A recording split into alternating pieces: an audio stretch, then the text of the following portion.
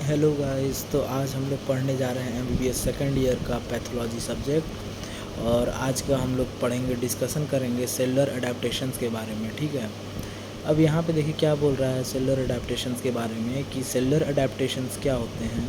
ये एक ऐसे एडजस्टमेंट्स होते हैं, सेलुलर अडेप्टेशन जो होते हैं वो ऐसे एडजस्टमेंट्स होते हैं जो कि सेल्स जो रहते हैं वो कभी भी कोई अगर स्ट्रेस अगर आता है, ठीक है, बाहरी से, तो चाहे वो फिजियोलॉजिक हो चाहे वो पैथोलॉजिक हो, तो उसके अगेंस्ट में वो जो रिस्पॉन्स देता है उसी को हम लोग सेलुलर अडेप्टेशन बोलते हैं। ठीक है, वो देखिए दो टाइप के हो सकते हैं, एक फिजियोलॉजिक अडेप्टेशन हो सकता है, एक पैथोलॉजिक अडेप्टेशन हो सकता है। ठीक है, अच्छा अब आइए देखिए हम लोग फर्दर आगे देखते हैं क्या यहाँ पे बोला गया है। कि अगर हम लोग देखें कि यहाँ पे देखिए क्या होता है कि देखिए फिजियोलॉजिक और पैथोलॉजिक अडेप्टेशंस के बारे में हम लोग अगर बात करें तो यहाँ पे देखिए बोल रहा है कि ये कई प्रोसेसेस में होता है। ठीक है, इसमें क्या होता है कि या तो सेल का जो साइज़ है वो बढ़ सकता है या तो वो घट सकता है। ठीक है, उसको हम लोग क्या बोलते हैं, एट्रोफी बोलते हैं और हाइपरट्रॉफी बोलते हैं रेस्पेक्टिवली। ठीक है, या तो सेल का नंबर बढ़ सकता है, नंबर अगर बढ़ेगा तो क्या उसको हम लोग बोलेंगे हाइपरप्लेसिया बोलते हैं। ठीक है, अच्छा अब यहाँ पे देखिए क्या होता है कि देखिए प्लेसिया का मतलब होता है कि कोई भी न्यू सेल्स का अगर ग्रोथ हो रहा है, और ट्रॉफी का मतलब होता है नरिशमेंट अगर कोई चीज़ को न्यूट्रिशन अगर प्रोवाइड हो रहा है। ठीक है, सेल्स को अगर न्यूट्रिशन प्रोवाइड हो रहा है। ठीक है, अब देखिए यहाँ पे क्या बोल रहा है कि अगर जो है अगर कोई सेल्स का अगर हम लोग फिनोटिपिक डिस्ट्रीब्यूशन अगर हम लोग उसका पाथवे अगर हम लोग चेंज कर दे रहे हैं तो यहाँ पे क्या बोला जा रहा है कि देखिए मेटाप्लेसिया होगा और डिस्प्लेसिया होगा, दो चीज़ होते हैं, मेटाप्लेसिया और डिस्प्लेसिया। ठीक है, अच्छा मेटा का मतलब क्या होता है, मेटा का मतलब होता है ट्रांसफॉर्मेशन। ठीक है, और डिस का मतलब क्या होता है कि कोई भी चीज़ अच्छे से डेवलप ना होना, बैड डेवलप होना। ठीक है, बैड डेवलपमेंट हम लोग बोलते हैं इसको। ठीक है, अब देखिए यहाँ पे क्या बोल रहा है कि देखा गया है इन जनरल अडेप्टिव रेस्पॉन्सेज जो होते हैं, ठीक है, वो कैसे होते हैं, रिवर्सिबल होते हैं। ठीक है, अगर हम लोग अगर कोई भी स्टिमुलस अगर दे रहे हैं किसी चीज़ को तो वो क्या होते हैं, बताया जा रहा है कि अडेप्टिव रेस्पॉन्सेज जो होते हैं वो रिवर्सिबल हो जाते हैं। ठीक है, अगर हम लोग जब स्टिमुलस को वापस लेते हैं। ठीक है, अब यहाँ पे क्या बोल रहा है कि देखिए क्या बोल रहा है कि अगर कोई ऐसा स्टिमुलस है, ठीक है, अगर कोई इरिटेंट स्टिमुलस है, ठीक है, जो ऐसा कोई स्टिमुलस जो कि बहुत देर के लिए है, ठीक है, बहुत लॉन्ग ड्यूरेशन के लिए, बहुत ज़्यादा टाइम पीरियड के लिए है, ठीक है, या तो अगर वो ज़्यादा लीथल है, मीन्स डेंजरस है, ठीक है, तो सेल्स क्या होंगे कि वो सर्वाइव नहीं करेंगे, सेल्स जो है मर जाएंगे। ठीक है, मर जाएंगे और वो जो है आगे फर्दर प्रोग्रेस नहीं करेगा, मतलब आगे सेल्स डेवलप नहीं कर पाएंगे। ठीक है, अब यहाँ पे क्या बोल रहा है, जैसा कि आप देख रहे हैं कि सेल डेथ के बारे में यहाँ पे क्या बोल रहा है कि वो हम लोग देखते हैं एट्रोफी में अगर हम देखें तो सेल डेथ होता है। ठीक है, और डिस्प्लेसिया हम लोग कहाँ देखते हैं, डिस्प्लेसिया जो होता है हम लोग कार्सिनोमा कैंसर के केस में देखते हैं। ठीक है, जो कि इन सीटू होता है। ठीक है, कैंसर के केस में, कार्सिनोमा के केस में देखते हैं। ठीक है, अच्छा अब आइए हम लोग बात करते हैं एट्रोफी के बारे में। जैसा आप लोग ये देख रहे हैं, ये जो एट्रोफी है, ये टॉपिक एट्रोफी, इसके बारे में हम लोग बात करते हैं। ठीक है, एट्रोफी क्या होता है, एट्रोफी देखिए होता है कि अगर कोई भी चीज़ में, अगर कोई भी पैरेन्काइमल सेल्स में अगर रिडक्शन होता है या तो नंबर में या तो उसके साइज़ में। ठीक है, तो क्या होता है, या किसी ऑर्गन का जो सेल्स होता है, ठीक है, या उसके कोई पार्ट का, उसको हम लोग एट्रोफी बोलते हैं। तो ये बोल रहा है कि reduction of the number and size of parenchymal cells of an organ और its part is called atrophy. ठीक है, अच्छा अब देखिए इसके कॉजेज़ के बारे में आते हैं, कॉजेज़ क्या होता है, क्या बोल रहा है कि एट्रोफी जो होता है वो कैसे अकर करेगा। ठीक है, या तो फिजियोलॉजिक या तो उसके पैथोलॉजिक, दो कॉजेज़ हो सकते हैं। ठीक है, फिजियोलॉजिक या तो पैथोलॉजिक। ठीक है, एट्रोफी के बारे में अब यहाँ पे देखिए हम लोग देखते हैं कि फिजियोलॉजिक एट्रोफी के बारे में ए पार्ट में हम लोग फिजियोलॉजिक एट्रोफी के बारे में पढ़ेंगे और बी पार्ट में हम लोग पैथोलॉजिक एट्रोफी के बारे में पढ़ेंगे। ठीक है, फिजियोलॉजिक एट्रोफी के बारे में क्या बोल रहा है कि एट्रोफी क्या होता है, ये एक नॉर्मल प्रोसेस है। ठीक है, कोई भी फीटल डेवलपमेंट, ठीक है, जब बच्चा मान लीजिए डेवलप कर, कोई भी फीटल डेवलपमेंट जब जो बच्चा होता है छोटा, ठीक है, और उसका जब कोई ऑर्गन डेवलप कर रहा है, ठीक है, डेवलपमेंट ऑफ सम ऑर्गन, तो ये बोल रहा है atrophy is a normal process during fetal development of some organs और due to loss of endocrine stimulation अगर उसका कोई एंडोक्राइन स्टिमुलेशन का लॉस हो रहा है, ठीक है, या उसमें क्या बोल रहा है, और in some organs due to process of ageing, ठीक है, अगर देखा जा रहा है कि अगर उसके कुछ ऑर्गन्स में एजिंग के कारण अगर कोई दिक्कत आ रहा है, ठीक है, तो वहाँ पे देखिए 5 कंडीशंस देखने को मिलेंगे। 5 कंडीशंस में क्या है, atrophy of lymphoid tissue with age, ठीक है। अब फिर क्या बोल रहा है, atrophy of thymus in adult life, ठीक है, एक लिम्फॉइड टिश्यू, एक थाइमस इन एडल्ट लाइफ। फिर देखा जाएगा atrophy of gonads after menopause जो मेंस्ट्रुअल ब्लीडिंग जो रुक जाता है आफ्टर 50 ईयर्स ऑफ एज। फिर बोल रहा है atrophy of brain with ageing, जैसे जैसे आदमी बूढ़ा होते जाता है तो उसके ब्रेन का एट्रोफी होता है, ठीक है, रिडक्शन होता है नंबर और साइज ऑफ पेरेन्काइमल सेल्स का, ठीक है। अच्छा, अब हम लोग देखिए क्या 5th पॉइंट जो है ओस्टियोपोरोसिस।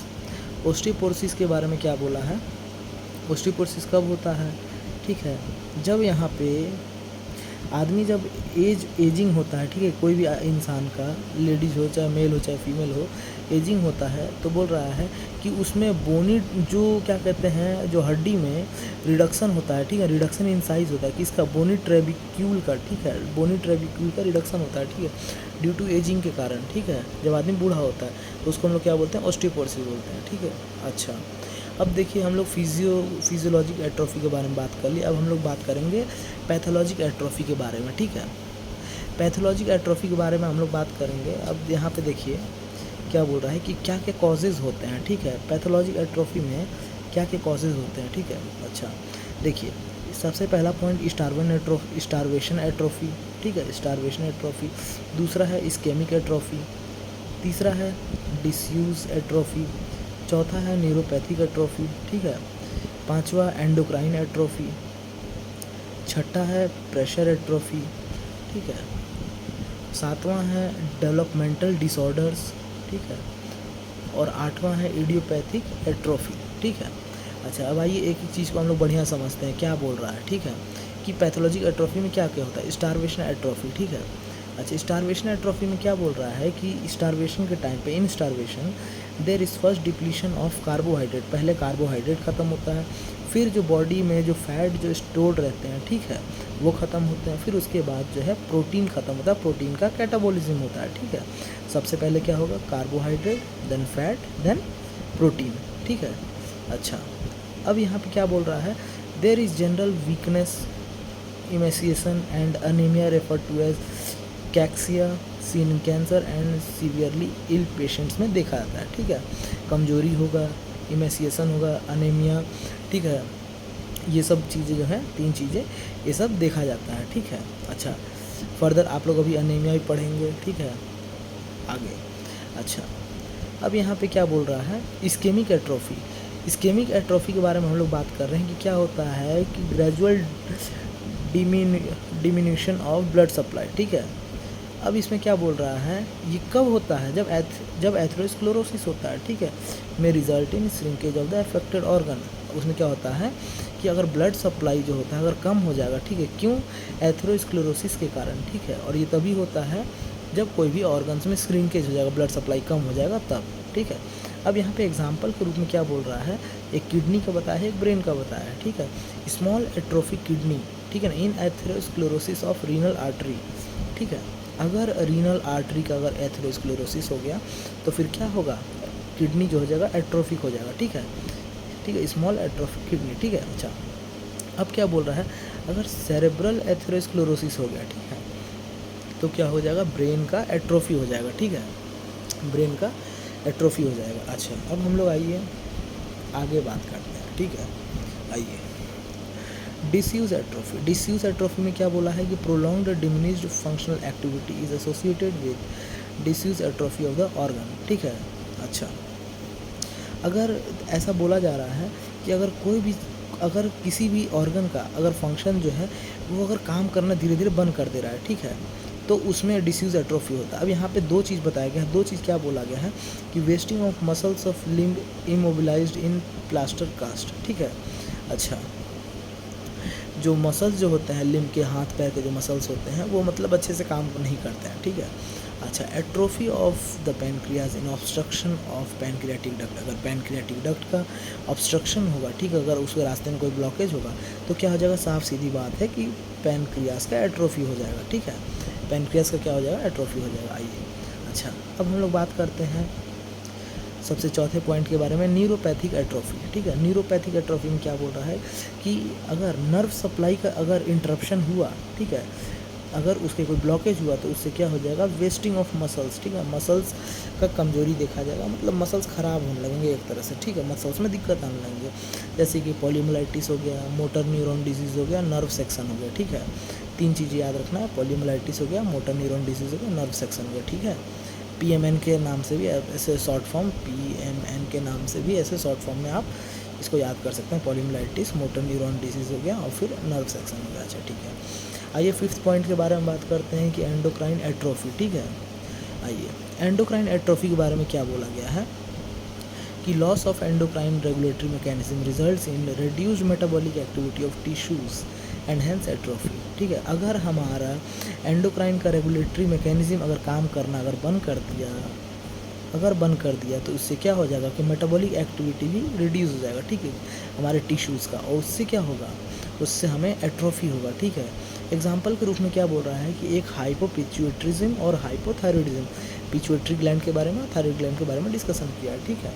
अच्छा, हाइपोपिट्यूटरिज्म में क्या बोला है कि इसमें क्या होता है, में lead to atrophy of thyroid, adrenal and gonads, 3 चीज़, थायराइड जो हमारे नेक रीजन में होता है, एड्रिनल जो किडनी के पास होता है, और गोनाड्स, ठीक है, इसमें एट्रोफी होता है इन 3 ऑर्गन्स में। आइए अब सेकंड पॉइंट में देख रहे हैं कि हाइपोथायरॉयडिज्म में क्या बोल रहा है। इसमें क्या होता है कि may cause atrophy of the skin and it's adnexal structures, ठीक है। हाइपोथायरॉयडिज्म में स्किन का ही एट्रोफी हो जाता है, ठीक है, और उनके एडनेक्सल स्ट्रक्चर्स के हो जाते हैं, ठीक है। अच्छा, आइए 6th पॉइंट के बारे में बात करते हैं। 6th पॉइंट में क्या बोला है कि प्रेशर एट्रोफी। अब यहाँ पे क्या बोल रहा है कि अगर मान लीजिए अगर किसी को ट्यूमर है, ठीक है, किसी को कैंसर है, तो उससे क्या हो जाएगा, प्रोलॉन्ग्ड प्रेशर, ठीक है, प्रेशर बढ़ेगा, ठीक है, प्रेशर जो है बढ़ता है, ठीक है। अच्छा, या अगर किसी को ट्यूमर है या किसी को सिस्ट है या एन्यूरिज्म है, ठीक है, इससे क्या हो जाएगा कि हमारे टिश्यूज़ का कंप्रेशन होगा, उसका एट्रोफी हो जाएगा, ठीक है, हमारे टिश्यूज़ का, इसमें हमारा मेनली टिश्यूज़ अफेक्ट हो रहे हैं, ठीक है। अच्छा, अब इसमें देखिए, आइए 3 पॉइंट है, 3 पॉइंट को समझते हैं कि क्या बोल रहा है कि erosion of the spine by tumour in nerve root, ठीक है। अच्छा, erosion of the skull by meningioma arising from pia arachnoid, ठीक है। और थर्ड पॉइंट है erosion of the sternum by aneurysm of arch of aorta, ठीक है। अच्छा, इसमें 3 चीज़ मेनली, स्पाइन, स्कल और स्टर्नम, इन 3 चीज़ों का, देखिए तीनों, एक मेन चीज़ है कि तीनों एस से है, बहुत इजी होगा याद करने में, कि स्पाइन हो गया, स्कल हो गया और फिर स्टर्नम हो गया, ठीक है। इसका इरोजन होता है, मेन चीज़ क्या होता है, इरोजन होता है, ठीक है। अच्छा, तीनों क्या क्या चीज़ से बताया हुआ, एक में ट्यूमर कैंसर का कारण बन गया, मेनिंजियोमा ये भी एक तरह से वही है, और एक में एन्यूरिज्म हो रहा है, ठीक है, कहाँ कहाँ हो रहा है बता दिया गया है, ठीक है। आइए अब आगे देखिए डिस्कशन करते हैं कि यहाँ बोला गया है अडेप्टिव डिसऑर्डर्स ऑफ ग्रोथ के बारे में, ठीक है, इसके बारे में अभी हम लोग बाद में पढ़ेंगे। अच्छा, अब देखिए यहाँ पे क्या बोला गया है, डेवलपमेंटल डिसऑर्डर्स और इडियोपैथिक एट्रोफी, ठीक है।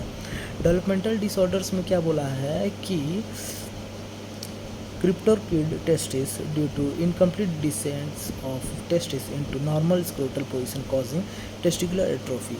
ये बोल रहा है कि अगर जो इंसान का जो टेस्टिस होता है, अगर वो ठीक से अगर डिसेंट नहीं कर पाए, अगर वो जो स्क्रोटम होता है अगर उसमें अगर ठीक टाइम पे अगर डिसेंट अगर नहीं करे, अगर नहीं आए, तो उसके कारण क्या हो जाता है कि टेस्टिकुलर एट्रोफी हो जाता है, ठीक है, टेस्टिकुलर एट्रोफी हो जाता है। अच्छा, अब देखिए यहाँ पे क्या बोल रहा है, 8वें पॉइंट पे हम लोग चल रहे हैं। 8वें पॉइंट पे क्या बोला है कि इडियोपैथिक एट्रोफी, ठीक है। अब यहाँ पे क्या बोल रहा है कि जैसे कुछ एग्जांपल्स होते हैं एट्रोफी के, ठीक है, जहाँ पे कोई ऐसा कोई कॉज ही नहीं होता, जैसे कि मायोपैथीज, ठीक है, जिसका कोई पता ही नहीं चलता है कि वो क्यों हो रहा है, ठीक है, वो ऐसा कंडीशन में मायोपैथी होता है, ठीक है।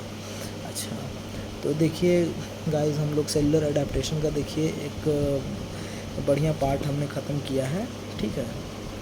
अब फिर आगे देखिए हम लोग फर्दर मॉलिक्यूलर पैथोजेनेसिस है, ठीक है, मॉलिक्यूलर पैथोजेनेसिस है, और देखिए इसमें इधर फर्दर हाइपरट्रॉफी है, ठीक है।